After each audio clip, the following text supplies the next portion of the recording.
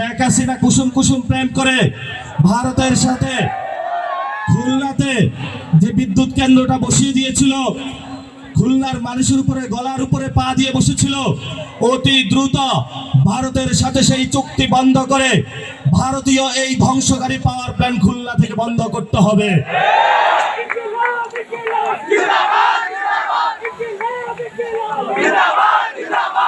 এই আপনাদের খুলনাতে একটি বিদ্যুৎ কেন্দ্র স্থাপন করা হয়েছিল, রামপাল বিদ্যুৎ কেন্দ্র।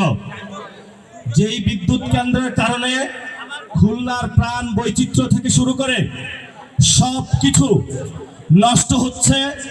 গতকালকে আমি খুলনার বিভিন্ন জায়গায় মানুষের সাথে কথা বলেছি, তারা আমাকে একটা বিষয় জানিয়েছে যে আমাদের কোস্টাল এরিয়াতে লবণাক্ত যে পানির পরিমাণ সেটা বাড়ছে এবং এই কয়লা বিদ্যুৎ কেন্দ্রের কারণে খুলনাবাসী ক্ষতিগ্রস্ত হচ্ছে।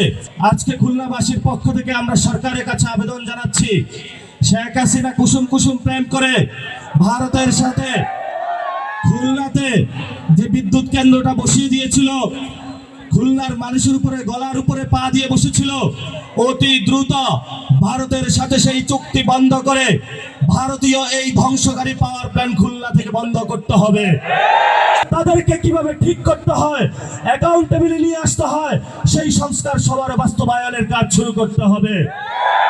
সেই দিন যদি আমাদেরকে পুলিশ দিয়ে নিবৃত্ত করার চেষ্টা চালানো হয়, আমরা আপনাদেরকে বলে দিতে চাই, কান খুলে শুনে রাখুন, আমরা এই সংস্কারের জন্য রাজপথে নেমেছিলাম।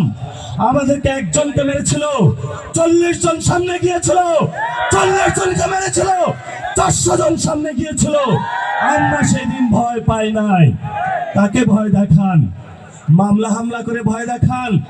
সেই সময় আমি যখন ক্যাম্পাসে ছিলাম, ন্যাশনালিস্ট ফোর্সের কাউকে দেখি নাই। সেই রেফাত ভাইয়ের নাম প্রস্তাব করেছিলাম চিফ জাস্টিসের।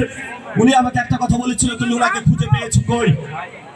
আমি রিফাত ভাইকে খোঁজার জন্য সেই বাড্ডার অলিগলিতে বেরিয়েছিলাম, যেই কোনো সময় মৃত্যুর মুখে প্রস্তুত হতে পারতাম, কিন্তু আমরা সেই রিস্কটা নিয়েছিলাম। করে তাদেরকে রাস্তায় গাছের সাথে, পিলারের সাথে, স্কুলের দেওয়ালের বিভিন্ন খুঁটির সাথে তাদেরকে আপনারা সবাই বেঁধে রাখবেন। প্রশাসন যদি এসে বলবেন তোমরা গ্রেপ্তার করতে পারো না, আমরা যাকে গ্রেপ্তার করেছি তারপরে তাদেরকে প্রশাসনের হাতে তুলে দিবেন। আমরা আপনাদেরকে শেষ কথা যেটা বলে দিতে চাই, আমরা বাংলাদেশে চাঁদাবাজি, দুর্নীতি, সন্ত্রাসী মেনে নিব না।